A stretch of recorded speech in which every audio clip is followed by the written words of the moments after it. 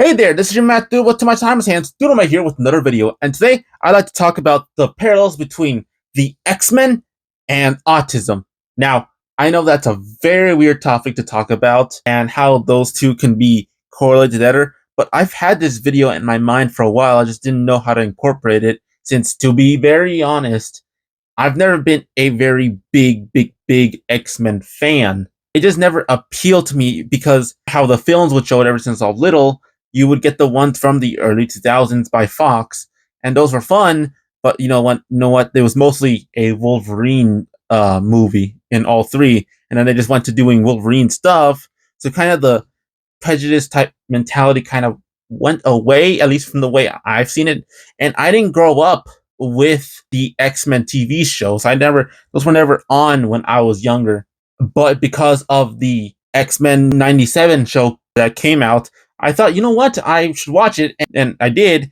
And it's so good. And I've noticed the parallels more. I already thought of the parallels for a while because, the X-Men are a marginalized group, which I know is supposed to be for everyone. It doesn't have to be for autism. It could be for, LGBTQ plus. Have you tried not being a mutant? It could be for racial discrimination. It could be for, well, like autism, disability, understanding and all that stuff, and acceptance. And since it is Autism Acceptance Month, I thought, you know what, why not talk about it? And I learned I really like the X-Men because of that show. So the first parallel that I actually found, not just with the X-Men, with mutants in general, is the idea of marginalized group. They are people who are literally just people who have an extra, literally an X gene in their body that gets them to be born with these abilities. That's the other thing. These people are born with their abilities, with whatever they have. They don't have control on how they have it. Sometimes it's genetic. Sometimes they don't know exactly who else had it because some of the parents don't have it. And guess what? That happens a lot of the times with people who are on spectrum, who are autistic, because we literally have our brains completely rewired from neurotypical people, and we don't have control over that. Sometimes it's genetic, sometimes it's out of something else, but we don't know. And again, we are born with that. And I should say, I'm not a complete expert. This is just my idea of how I relate to them. So if you relate somewhat differently, just let me know. So I see it in mind of being born with something that you had no control over. And I know some people are going to say you're going into the idea of autism as a superpower, which is not exactly what I'm going with. Because yes, in the X-Men, it's literal superpowers, right? They have abilities. The problem is people don't really notice the actual problems with the mutants and their abilities. It's so random that sometimes you don't know what's going to happen. You don't know what kind of abilities are going to show up. Like for an autistic person, and either with their special interests or what's going to be their situation in the future. Like I'm going to use like probably one of the most important X-Men that are out there, Scott Summers, Cyclops.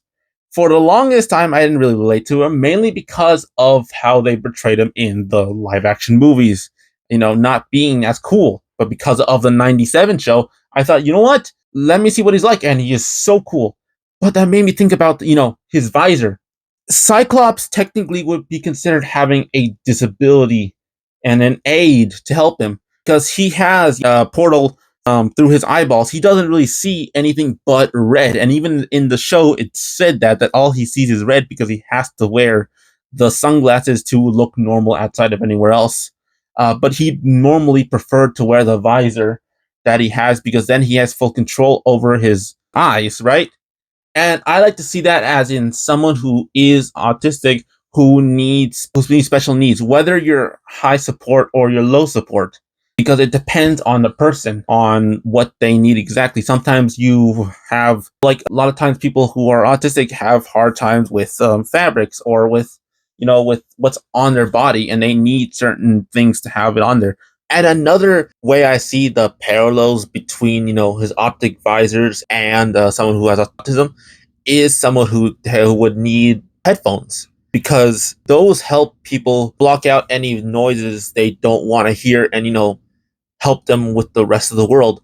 But because people tend to give other people looks on, the fact that they're wearing headphones, or take those off, you can't listen to me, or things like that. That's the way I see it with Cyclops visor, so much more than just the textures. That's actually how I thought of the parallels between them more, because it's way too much of a parallel that I saw specifically. But because, most people tend to find that strange, that you need specific things to survive, it's really weird. And that's why I so related it a lot to Cyclops, because again, he doesn't have control with his eyes, and that's why I call it a disability aid, because he doesn't have control of it, and it helps him. He wears the sunglasses to look normal, but if he takes it off, he has to close his eyes so he doesn't hurt anyone. So he puts on the visors to help him out. And that's how I like to see it. The other piece is how we look. Now, that may be a weird way to show that, because, we're all people, we all look the same in that, we're all human. The difference is, a lot of times for people who are on the spectrum tend to have certain things that don't align to, I guess, normal behavior, like stimming or sensory issues or sensory needs, like I said beforehand. And what I mean by that is that, like, we move our bodies, or we have to keep our bodies in certain postures to feel comfortable in our own skin. And even then, that's not enough. I want to use a certain character in this example who is an extreme, because a lot of mutants tend to look, normal. But I'm going to use someone like Nightcrawler. He is literally all blue with a tail and, two fingers. And he is stuck like that. And people call him a, monster, even though he is such a sweet guy, so loving.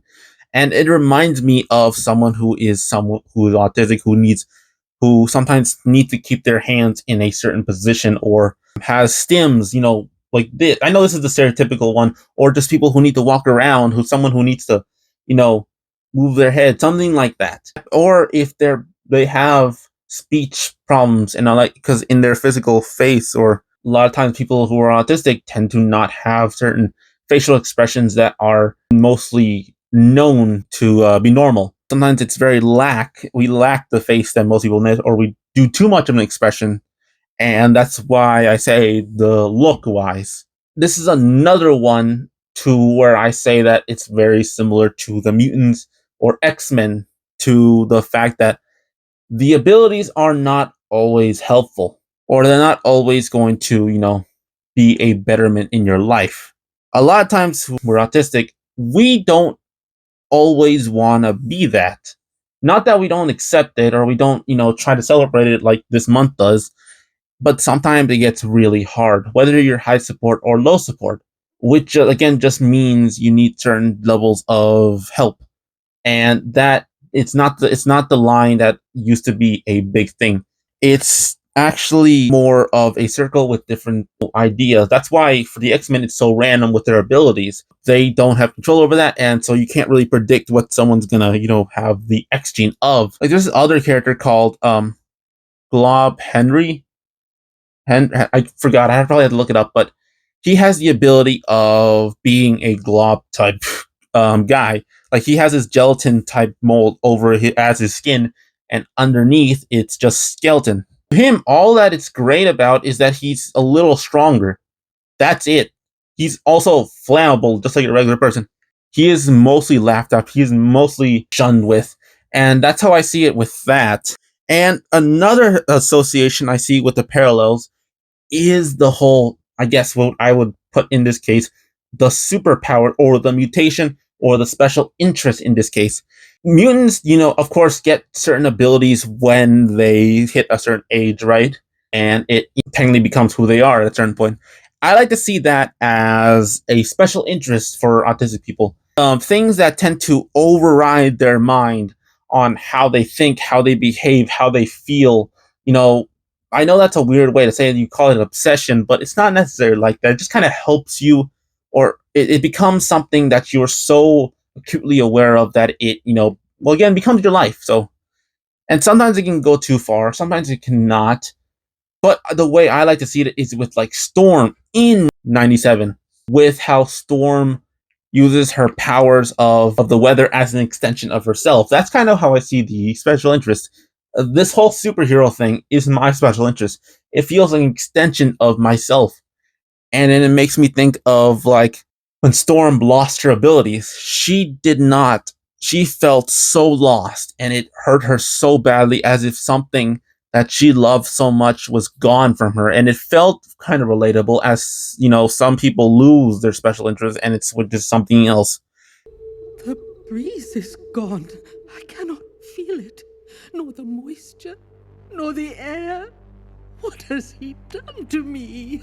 And it hurts because it's like it's been part of you for a long, long time. And I know we don't have any real world examples of people taking our autism away, but another close second that I like to see in this is people telling us to stop our special interests or our stimmings and telling us to stop. And because masking exists, we kind of do, and we forget how to be ourselves. And that's the closest way I can see it to this. And this is another parallel that I noticed, and it's even not about the X-Men, it's mostly about their rival. The mutants have the mutants of something, I forgot the character. I'll put up here, future me here. It's actually the Friends of Humanity. But these are a hate group to the mutants, and their whole purpose is to eradicate mutants. Which, of course, is for any type of prejudice, whether it's race, LGBTQ, sexuality, whatever, right? But the reason why I say this one specifically is because we have that technically in the form of a quote unquote supportive group called Autism Speaks. People may say, why are you bashing them? Aren't they supposed to help you? Yeah, no, they don't do that. They try to find cures. They don't let anyone who's autistic to actually be in their close space. They have literally tried to heatmonger two autistic kids' parents about how that autism is so debilitating to them and to everyone in their family. And that's how I felt with the mutant hate group. I'm autism. I'm visible in your children, but if I can help it, I am invisible to you until it's too late. I know where you live. I work faster than pediatric AIDS, cancer, and diabetes combined. And if you are happily married, I will make sure that your marriage fails. It felt so relatable in that front when I thought about that. And also, they are the ones that popularized the idea of autism needing a puzzle piece, as if there's something wrong with us, that something's missing. That's why the actual people in the autism community have gone with the infinity symbol of showing you that we have infinite possibilities. Because again, the reason why I keep saying about the 78 show is because I saw more relations with the executioner that was in the show. The reason I say that is because he said he didn't really have an exact reason why he hated mutants. He just said that he hated the fact that they were loud about it, that they whine about it, and that felt a little too personal for me. Know what I hate about your kind? You act like you got it so bad. Normal people have it hard too. Harder. We just have the dignity not to whine about it. You see? It's the whining. I hate your whining just as much as I hate you. Because it always felt like when someone would say they're autistic, why are you whining about it? We don't whine about it. We don't talk about that.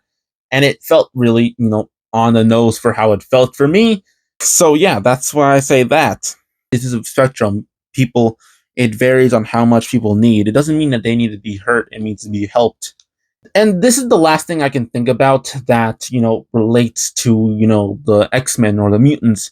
It's actually what I used to hear back then, besides the hate mongering on autism, which I would get very often, even before I even knew what it was, which was that, is autism the evolution of human species? I am not joking. I would see that in articles and see, what are we evolving to this? And the reason why I say that as a parallel to the X-Men is literally because that's the entire argument behind the X-Men and human race, which I'm like, oh my god, that's where I first felt the parallels between autism and the X-Men. Not anything else. That was the idea, and that's where I started going into a rabbit hole on the parallels that I would see. Again, I'm no expert on autism. I may have it, but this is only my experience. And again, this is by someone who never really enjoyed the X-Men in its fullest as I do with Spider-Man or Superman, Batman, whatever. But getting older and starting to see the parallels more and more to my situation, not just as an autistic person, but as a person of color, I get that. So it became more, noticeable. And because technically the X-Men 97 show became my first real X-Men show I watched besides what was the other one? I think I watched the Wolverine and the X-Men show, but that again was more like a Wolverine show. So yeah, and so this kind of made me open my eyes with the example I've, given you on what I've seen.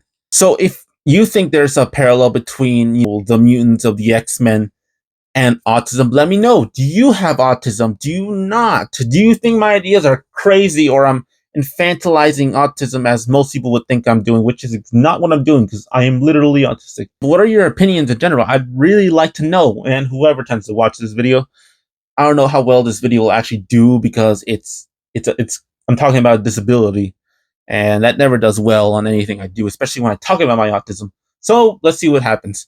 But if there's nothing else, you know what to do if you like this video. Like it, subscribe, notifications, all that good stuff. But again, if there's nothing else, this has been Dudamite, and I hope to see everyone in the next video.